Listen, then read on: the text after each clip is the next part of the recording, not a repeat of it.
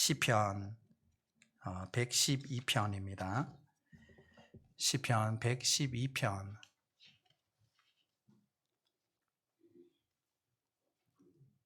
1절로 6절까지입니다.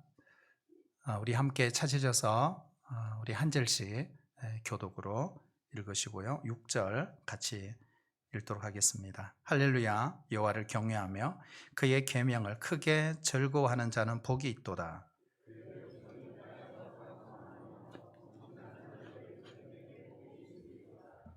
부와 재물이 그의 집에 있으며 그의 공의가 영구히 서 있으리로다.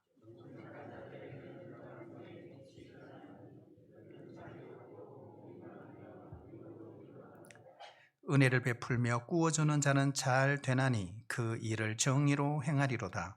그는 영원히 흔들리지 아니하며 의인은 영원히 기억되리로다. 아멘. 우리는 가정에서 행복해야 합니다. 왜 그럴까요? 우리 가정이 하나님이 주신 복의 기관이기 때문에 그렇습니다. 그래서 하나님은 가정을 축복하기를 원하십니다. 가정을 너무 중요하게 여기십니다. 그래서 우리 가정에 복을 주시겠다고 말씀하신 거예요. 우리도 우리 가정을 하나님처럼 중요하게 여겨야 합니다. 가정이 행복하면 어지간한 어려움은 다 이겨낼 수 있습니다. 그런데 가정이 무너지면 내가 아무리 돈을 많이 벌고 세상에 성공하고 출세해도 그 인생은 무너질 수밖에 없습니다. 가정의 행복은 그래서 정말 중요합니다. 성경은 이렇게 말합니다. 예수를 믿으면 행복해진다. 자신뿐만 아니라 가정도 행복해진다라고 말합니다. 우리가 예수님을 믿으면 우리 자신뿐만 아니라 우리의 가정이 구원을 받습니다. 주 예수를 믿어라. 그리하면 너와 내 집이 구원을 받으리라. 여기에 구원은 다른 말로 표현하면 행복이라고 표현할 수 있습니다. 주 예수를 믿어라. 그리하면 너와 내 집이 행복해지리라. 이건 약속이죠. 하나님의 약속. 하나님은 반드시 약속을 지키시는 분이십니다. 사람도 약속했으면 지키는 것이 마땅한데 하물며 우리 주님이 하신 약속을 주님이 지키지 않을 리가 없습니다. 그런데 왜 우리 가정은 예수를 믿어도 행복하지 않지? 우리 가정도 정말 행복할 수 있을까? 질문할 수 있습니다. 여기서 우리가 믿어야 할 것이 있습니다. 무엇을 믿어야 될까요? 이겁니다. 행복한 가정은 하나님이 세우신다는 거예요. 가정의 행복은 우리가 노력하거나 잘해서 이루어지는 것이 아닙니다. 하나님이 주셔야 한다는 거예요. 우리를 행복하게 해주는 것은 집도 자동차도 재산도 아닙니다. 그래서 이런 말 있잖아요. 돈으로 하우스, 집을 살 수 있지만 돈으로 홈, 가정은 살 수 없다 그랬어요. 잠언 17장 1절에 보면 마른 떡 한 조각이 있고도 화목하는 것이 제육이 집에 가득하고도 다투는 것보다 나으니라고 했어요. 재산이 많아도 원수 같은 가족이 있고 가진 것이 별로 없어도 화목한 가정이 있습니다. 어떻게 가족들이 화목할 수 있을까요? 사실은 부부라고 말하지만 마음이 안 맞을 때가 많아요. 내 자식이지만 부모와 사이가 안 좋을 때가 많습니다. 세대 차이도 많이 납니다. 형제 자매들끼리도 싸우고 자라는데 어떻게 과연 가정이 화목할 수 있을까요? 방법이 있습니다. 하나님을 바라보는 눈이 열리면 되는 것입니다. 눈이 열리면 인생의 모든 문제를 하나님께 맡기고 싶어지는 마음이 생기잖아요. 하나님을 믿으면 되는구나. 하나님의 말씀대로만 하면 되는구나. 의심도 없고 여기에 갈등도 없어집니다. 그렇다면 하나님이 우리 가정을 축복하시고 세우시도록 하려면 어떤 기도를 해야 할까? 우리 중에 가족을 위해 기도하지 않는 분은 아무도 없을 것입니다. 가족을 위해 기도한다는 것은 내가 가족을 만나기 전에 먼저 기도로 가족을 만난다는 뜻입니다. 남편에게 이야기하기 전에 하나님 앞에 기도로 먼저 남편을 만나는 것입니다. 그러면 하나님이 어떻게 하실까요? 무슨 말을 해야 될지, 그리고 무슨 말을 하지 말아야 될지 기도 중에 가르쳐 주시는 겁니다. 기도하면 주님이 우리 가정 안에서 가족을 어떻게 대해야 하는지를 말씀해 주십니다. 기도 중에 용서할 마음도 주시고 사랑할 마음도 주시고 기쁨도 주십니다. 그래서 하나님이 우리 가정을 그렇게 세워 가시는 겁니다. 기도 없이도 하나님이 그 일을 결코 이루실 수가 없다는 거예요. 우리가 남편에게, 아내에게, 자녀에게 이야기할 때 기억해야 됩니다. 항상 주님이 여기에 함께 계신다는 사실을 기억해야 합니다. 우리가 성경을 짧게 어떻게 요약할 수 있을까? 성경을 짧게 요약하는 법이 있습니다. 66권이나 어마무시한 이 성경책을 1년에 1독도 못하는데 어떻게 짧게 요약할 수 있을까요? 그것이 바로 십계명입니다. 1계명에서 4계명까지는 하나님을 바르게 섬기라라는 그런 명령입니다. 5계명에서 10계명까지는 사람과의 바른 관계를 맺으라라고 하는 거죠. 자, 그러면 예수를 잘 믿으면 이 두 가지를 잘하는 거예요. 하나님을 잘 섬기고 인간관계도 잘한다. 우리가 여기서 주목해야 될 것은 첫 번째 계명, 다섯 번째 계명입니다. 너는 나 외에 다른 신들을 내게 두지 말라. 내 부모를 공경하라. 하나님을 섬기는 첫 번째 계명은 뭘까요? 하나님 외에 다른 신들을 마음에 두지도 말고 섬기지도 말라는 것입니다. 사람과의 관계의 첫 번째 계명은 부모를 공경하라는 것입니다. 하나님을 사랑하고 섬기는 걸 영적인 효도라고 합니다. 그에 비해 부모님을 받들고 섬기는 것은 인간적인 도리로서의 효도라고 할 수 있습니다. 출애굽기 27장 7절에 보면 자기의 아버지나 어머니를 저주하는 자는 반드시 죽일지니라 하고 있어요. 레위기에도 동일한 말씀을 하고 계세요. 사무엘하 7장 14절에 보면 나는 그에게 아버지가 되고 그는 내게 아들이 되리니 라고 했어요. 하나님은 이스라엘의 아버지십니다. 이스라엘은 하나님의 아들이 된다는 뜻입니다. 그렇다면 아들은 아버지를 받들고 섬기는 효를 행해야 하는 것입니다. 자, 그렇다면 구체적으로 우리가 효도를 어떻게 하면 좋을까? 첫 번째, 전화하는 거죠. 그래서 우리의 목소리로 효도하는 거 큰 효도입니다. 두 번째는 편지하기입니다. 요즘 우리 집에 아이들이 크면서 어릴 때는 꼭 어버이날 되면 카드를 적든지 편지를 적어서 줬어요. 근데 요즘에는 국물도 없습니다. 한 장의 엽서, 한 줄의 글 없어요. 쪽지글도 없습니다. 그냥 봉투. 왜요? 그걸 좋아하는지 알거든요. 그래서 이런 마음이 들더라고요. 글자 한 자라도 아빠 사랑해, 엄마 고마워, 이렇게 적어주면 얼마나 더 좋았을까. 오늘 오후에 기대하고 있습니다. 세 번째는 좋아하는 걸 챙겨드려야 합니다. 좋아하는 음식이 뭔지, 어떤 소품을 좋아하시는지. 어제 대구에 우리 장모님, 장인의 전화를 드렸습니다. 그러니까 너무 좋아하시는 거예요. 처형, 또 형님, 또 처남댁이 다 모이셨다는 거예요. 그러면서 오늘은 내가 한 통 쏜다 해서 식당에 가셔서 음식을 준비하고 주문해놓고 기다리고 계신다고 합니다. 그러면서 어머님이 하시는 말씀이 조목 싸우면 참 좋겠는데 그러시더라고요. 그래서 제가 어머님 죄송해요. 되게 서운해 하시더라고요. 서운해 하시더라고요. 그래서 얼마나 좋아하신지 몰라요. 좋아하는 음식을 같이 나누는 것. 네 번째는 그거죠. 부모님 가슴에 박힌 못을 뽑아드리는 것입니다. 우리가 자라다 보면 말로 행동으로 부모님에게 내가 하지 말아야 될 그런 말들을 했을 수도 있어요. 여러분, 부모님은 그래요. 자식 때문에 상처가 있더라도 그것 때문에 자식에게 복수하거나 이를 갈지 않습니다. 그러나 상처는 남죠. 그것을 뽑아드리는 게 효도입니다. 우리가 잘 아는 고 황수관 박사님의 까치 이야기가 여러분 잘 아실 거예요. 대청마루에 83세 된 아버지와 53세 된 아들이 마주 앉아 있었습니다. 마침 창가에 까치 한 마리가 날아 앉았어요. 아버지가 아들에게 이렇게 물었습니다. 얘야, 저게 뭐냐? 아버지, 까치예요. 그래, 고맙다. 아버지는 두 번째 또 물었습니다. 얘야, 저게 뭐냐? 방금 까치라고 했잖아요. 오냐, 고맙다. 그래서 세 번째 또 아버지가 이걸 잊어버리고 또 물어요. 사람이 나이가 들면 정신이 오락가락한다. 얘야, 저게 뭐냐? 방금 까치라고 했잖아요. 그것도 못 알아들어요?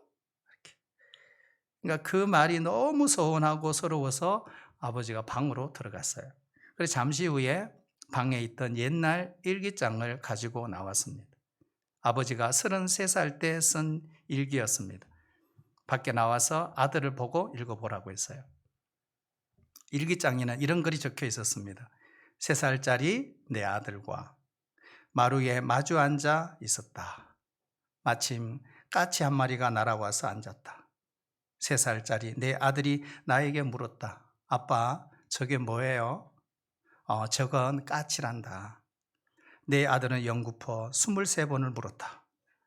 나는 23번 까치라고 대답하면서 내 마음이 왜 그렇게 즐거웠는지 모른다. 그래서 사랑하는 내 아들이 너무 귀여워서 품에 꼭 안아주었다. 여러분, 아버지는 자식에게 3번 물었는데 자식은 아버지에게 벌컥 화를 냈습니다. 자식은 아버지에게 수없이 물었는데 그 자식이 사랑스러운 거예요. 이것이 부모라는 거예요. 여러분, 그 부모님이 오래오래 건강하게 살 수 있도록 여러분 잘 섬기시기를 축복합니다.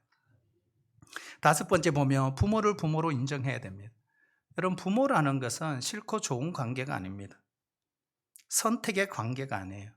돈 많고 훌륭하고 잘나고 위대하면 부모가 될 수 있고, 그런 조건을 못 갖추면 부모가 될 수 없는 관계가 아니라는 것입니다.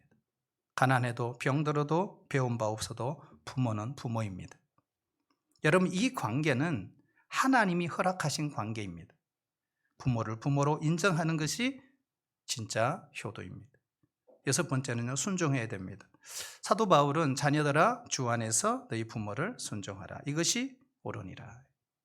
잠언 1장 8절에 보면 내 아들아 내 아비의 훈계를 들으며 내 어미의 법을 떠나지 말라 그랬어요.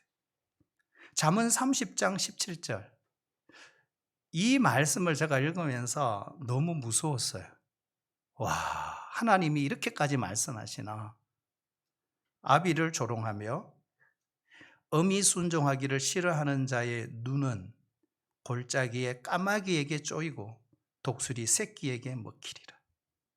얼마나 무서운지 말. 복이 아니고 저주의 말씀입니다. 우리 예수님은 십자가에 매달려 돌아가시는 그 자리에서 어머니를 요한에게 부탁하는 효를 보이셨습니다. 어머니를 어머니로 인정했기 때문입니다. 나를 직접 낳아주신 부모님만 인정하는 거 아니에요. 모든 어른들은 우리의 부모님입니다. 그들을 인정해야 합니다. 내 부모님께 효도하는 것도 중요하지만 어른을 공경하는 것도 중요하다는 사실입니다. 7번째, 따를까요? 편하게 해드려야 합니다. 몸도 편하게, 마음도 편하게, 환경도 편하게 해드려야 합니다. 마지막 8번째 볼까요?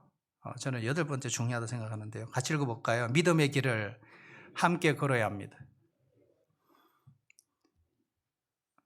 우리 시찰에서 교제하는 목사님들이 계십니다.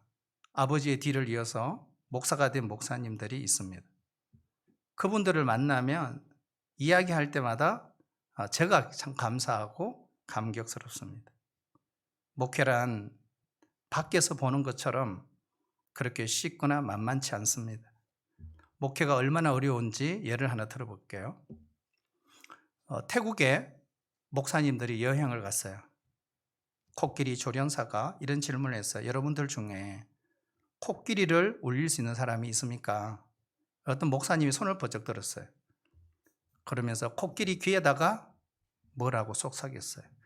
그러니까 코끼리가 펑펑 울더랍니다. 여러분, 이 목사님이 무슨 이야기를 했을까요? 코끼리 귀에다가 이렇게 말했대요. 개척교회 한번 해볼래? 이렇게. 그래, 다음 코스로 갔어요. 그리고 또 조련사가 이런 질문했어요. 코끼리를 뛸 수 있게 할 수 있는 사람이 있습니까? 그러니까 또 목사님 한 분이 딱 손을 팍 드는 거예요.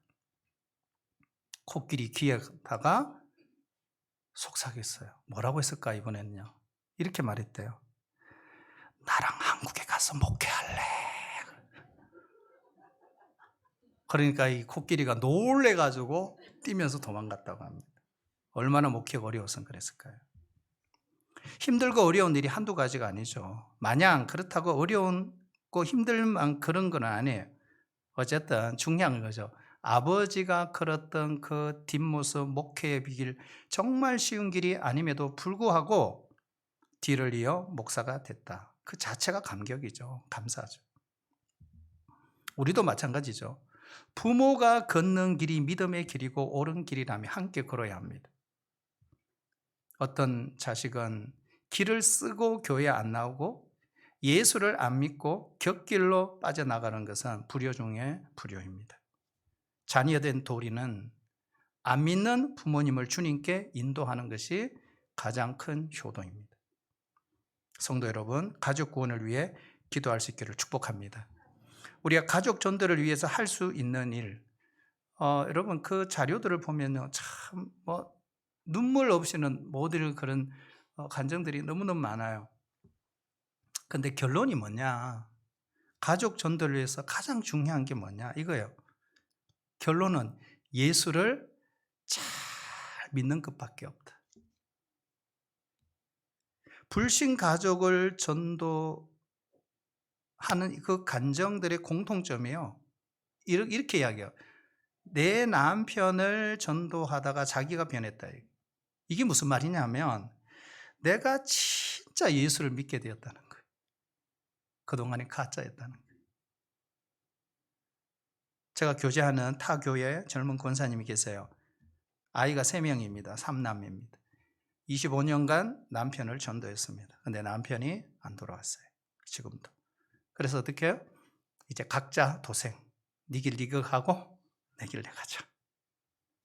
그래서 그 이야기 듣고 나오면서 그런 이야기 했어요. 권사님 참 죄송합니다. 남자라서 죄송하다고. 고생했다고. 그러나 권사님 회개하시고 다시 시작하세요. 그랬어요. 하나님이 일하고 계십니다. 그랬어요. 여러분 25년이라는 세월이 결코 짧지 않습니다. 그 세월 속에 얼마나 많은 일들이 있었겠어요. 오늘 같이 읽은 시편 112편도 보면 가정에 관한 이야기예요. 도대체 어떤 것이 가정의 복일까? 행복일까? 오늘 하나님 이렇게 말해요. 따라볼까요? 하나님을 경외하는 것이 복입니다. 1절 보면 할렐루야 여호와를 경외하며 그의 계명을 크게 즐거워하는 자는 복이 있도다.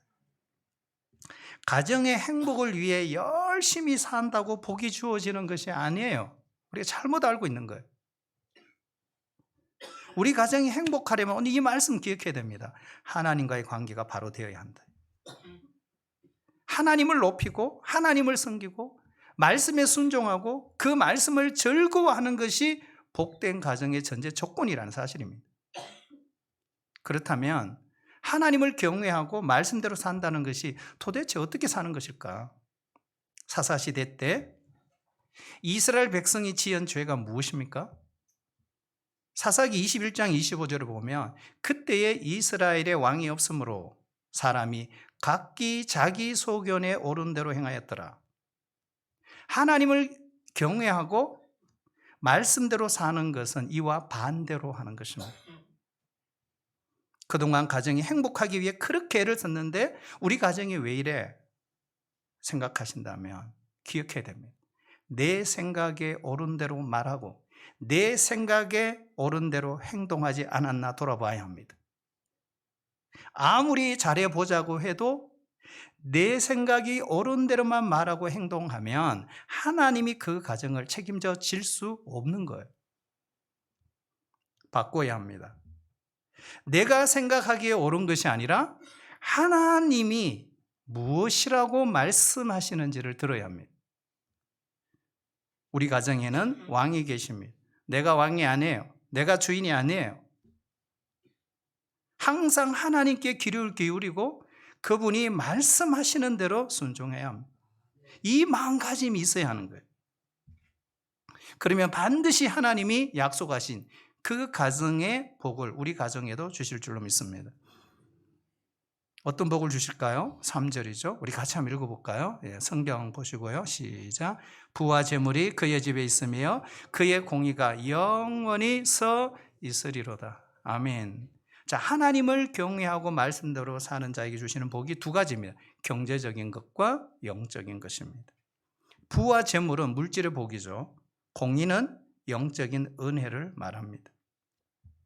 하나님 사랑하고 경외하면 영과 육이 복을 받아요.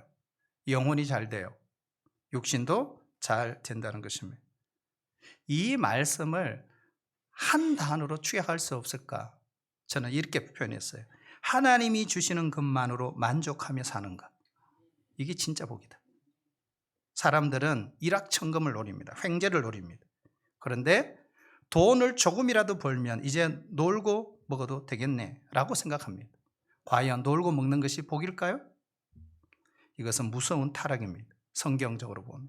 그래서 온갖 범죄가 일어나고 점점 빈부의 격차가 심해지고 가정이 계속 무너지는 것입니다.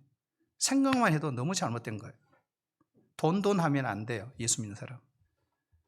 우리 가정에서 돈 하는 것은요, 하나님이 우리 가정의 주인이 아니라는 사실을 부인하는 태도인 거예요. 돈 문제로 싸우고 갈등하는 일을 멈춰야 합니다. 가장 큰 복은 하나님이 주시는 것만으로 만족하고 기뻐하고 사는 것입니다. 여러분, 나라도 그렇잖아요.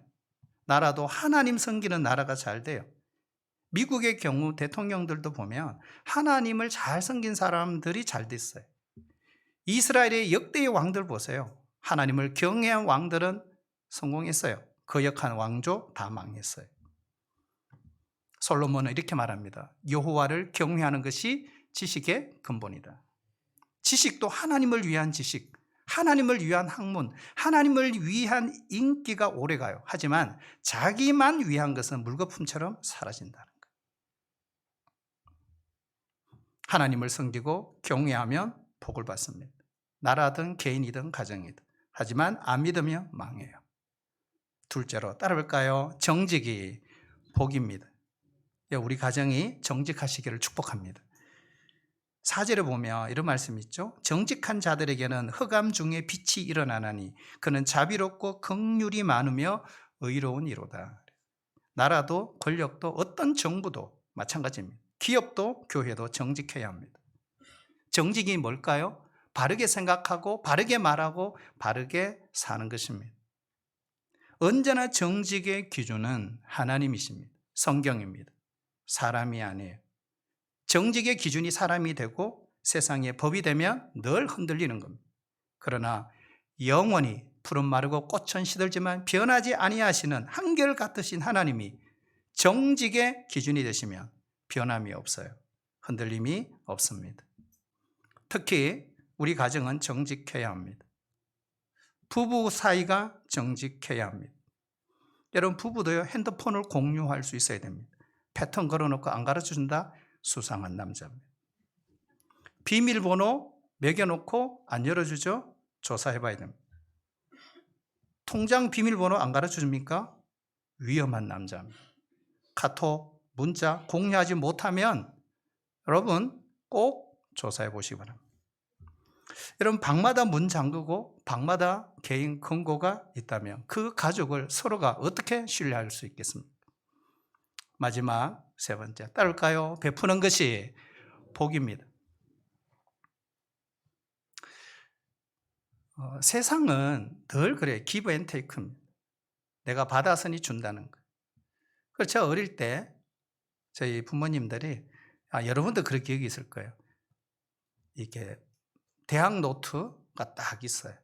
거기다가 축의금 이름을 쫙 적어요. 1번, 2번, 3번 딱 적어요. 나는 처음에 저걸 왜 적는지를 몰랐어요. 조의금 쫙 적어놔요. 왜 적어놔요? 받았으니까. 그렇죠? 나중에 준다는 거예요. 그러면 안 받은 사람은 어때요? 안 준다는 거예요. 이게 문제예요, 이게. 예? 여러분, 마음을 넓히셔야 됩니다. 우리 예수 믿는 사람은 그래 살면 안 돼요. 내가 못 받았더라도 줄 수 있어야 됩니다. 섬길 수 있어야 됩니다. 베풀 수 있어야 됩니다. 여러분, 우리 아이들 보세요. 우리 아이들 요즘 커피, 여러분 하루에 몇 잔 먹어요? 엄청 먹잖아요. 여러분, 한 잔, 10,000원만 딱 아끼면 우리 아이 이름으로 선교사에게 선교할 수 있어요. 선교비 될 수 있습니다. 그거 왜 부모님이 안 하세요? 그거 하셔야 된단 말이에요. 우리 자녀의 이름으로. 저희 아버님은 방송 선교 하신다고 저 이름으로 방송 선교, 저 이름으로 방송 선교 아버지 돈으로 하고 있어요. 항상 아버님이 하시는 이야기가 있어요. 아들아, 내가 이 땅에 살아봐야 얼마 살겠냐. 내가 이렇게 하는 것은 너가 복받게 하기 위한 거다. 너를 위한 거다. 나를 위한 게 아니다. 그렇게 말씀하셨어요. 우리 교회 권사님들 중에들 보면 진짜 그렇게 하신 분 있더라고요. 돈이 많아서가 아니에요. 한 달 받아봐야 얼마 받겠어요. 그런데 그 돈을 여기 보내고 저기 보내고 목사님 나는 너무 행복해요. 막 이러시더라고요. 여러분, 행복이 뭐예요? 여러분, 주는 자가 행복한 자예요. 베푸는 자가 행복한 자예요. 많아서가 아니에요. 21세기에 사는 우리들 참 그렇게 살면 얼마나 좋을까요? 여러분, 부자들도 보면 세 종류의 부자가 있다 그러잖아요. 자기만을 위해 쓰는 부자, 이런 사람을 우리는 졸부라고 하죠. 자기도 안 쓰고 남도 주지 않는 부자, 구두쇠라고 하는 거예요. 21세기에 살면서 정말 재래식 화장실을 고집하는 분들, 여러분 TV 보셨어요? 세수한 물로 발 씻고 발 씻은 물로 화장실 내리고. 왜 그렇게 사시는지 모르겠어요. 근데 여러분, 문제는 뭐예요? 자세히 지켜보면 자식들이 그 돈 때문에 싸우거나 탕진해 버린다는 거예요. 어떤 부자는 이런 부자도 있어요. 자기가 번 돈을 사회를 위해, 하나님의 영광을 위해 바치고 쓰는 부자가 있어요.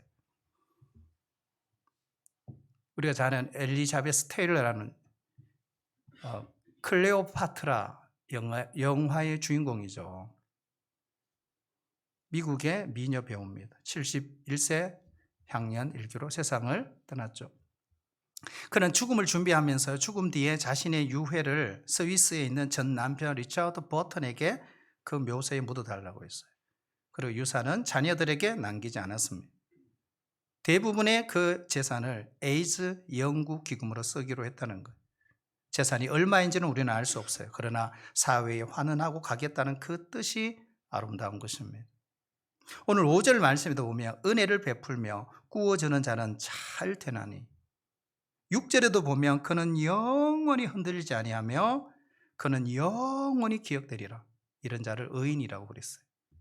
9절 끝에는요, 그의 뿔이 영광 중에 들리리로다. 뿔이 들린다는 건 뭐예요? 그의 이름과 영광이 드러난다는 것입니다.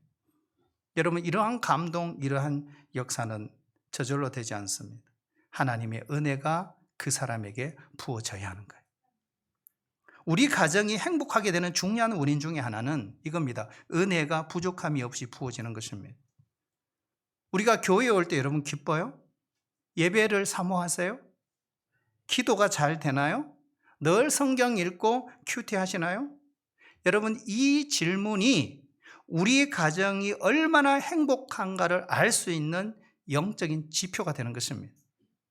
하나님은 은혜의 통로가 막히지 않아야 우리 가정에 하나님의 역사가 나타난다는 사실이기 때문에. 그런데 예배 드리는 것이 무미건조하고 무의미하고 지루합니까? 설교 듣는 것에 기대감이 없습니까? 성경 안 읽고 사세요? 기도하는 시간을 갖지 못해요? 이렇게 은혜의 문이 닫혀 있는데 돈만 많이 벌어야 어떻게 행복할 수 있겠어요? 신자는 정신 똑바로 차려야 하는 거예요. 우리 삶 속에 은혜의 문이 열려 있는지를 늘 살펴야 합니다. 어떤 분이 저에게 이런 이야기를 했어요. 목사님, 예수 잘 믿는데도 불행한 사람이 많더라고요. 그러면서 이렇게 이야기하는 거예요. 예수님을 안 믿는데도 잘 사는 사람이 많아요. 저는 그런 이야기 들었을 때 충분히 그럴 수 있다고 그런 생각할 수 있다. 근데 여러분, 이유가 뭐냐는 거예요. 그게 중요한 거예요. 이유가 뭘까 하는 거예요. 하나님의 말씀이 거짓이기 때문에 그런 게 아니에요. 이유는 우리가 사는 세상이 죄로 너무나 망가졌기 때문에 그렇습니다. 우리가 짧게 보면 예수를 잘 믿는데도 어려움을 당할 수 있어요. 안 믿는데도 떵떵거리며 사는 사람을 볼 수 있습니다. 마귀가 이런 일을 통해 우리에게 목적하는 것은 단 한 가지입니다. 그것 보라고, 여호와를 경외한다고, 하나님 말씀에 순종한다고 다 헛것이야. 그래서 마귀는 우리 마음속에서 하나님을 경외하고 말씀대로 살려는 그 마음을 빼앗아 가려고 하는 거예요. 정신 똑바로 차려야 합니다. 한번 따를까요? 하나님의 역사하심을 길게 봐야 합니다. 135년 전 우리나라에 복음이 들어오기 전에 우리는 어떤 형편이었습니까? 우상 숭배, 귀신 숭배 말할 수 없었습니다. 부패와 타락이 물든 사회였습니다. 그래서 나라도 잃어버렸어요. 그런데 지금은 어때요? 완전히 달라졌죠. 여전히 귀신을 찾아가고 귀신을 섬기고 점치는 사람들이 있지만 우리나라는 완전히 달라졌습니다. 교회가 부흥하면서 국민의 의식이나 생각이 완전히 달라졌어요. 우리나라 위상이 달라졌습니다. 우리나라는 버킷리스트 손꼽습니다. 진짜 하나님을 경외하고 말씀대로 살면 복 받습니까? 아멘입니다, 여러분. 가정 안에 하나님의 은혜가 열려 있도록 해야 하는 거예요. 힘들어요? 어려워요? 그러면 가정에서 큰 소리로 찬양하세요. 성경 읽으세요. 통성으로 기도하세요. 가정의 영적인 분위기가 확 달라질 것입니다. 하나님이 우리의 가정을 세우실 것입니다.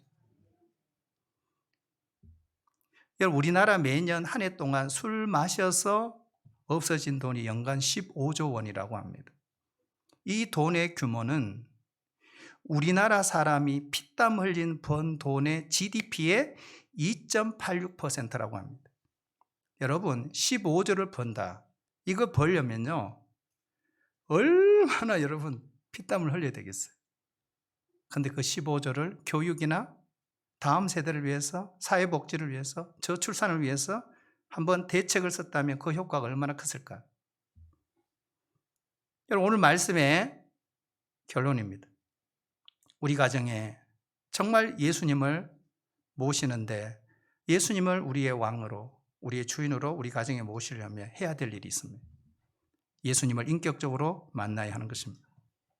여러분, 예수님을 인격적으로 만나고 나면요, 가정의 분위기가 완전히 바뀝니다. 내 아이가 예수님을 인격적으로 만나기 전과 만난 후에 완전히 달라요. 말씀을 이야기했을 때도 그 말씀 듣는 것이 완전히 다른 거예요. 말씀에 순종하는 것이 기뻐요. 주님이 하라고 하시는 일이 다 기뻐요. 진짜 기쁨으로 해요. 그러면요, 가정이 정말 행복한 거죠. 행복한 가정, 행복한 부부, 행복한 자녀, 비결이 있습니다. 행복한 교회, 행복한 나라 되는 비결이 있습니다. 그것은 행복의 근원이신 예수님을 주인으로 모시는 것입니다. 그리고 그 주님을 우리가 인격적으로 만나는 것입니다. 그날 그 시로부터 행복은 시작됩니다. 후회 없는 인생을 사시기를 축복합니다.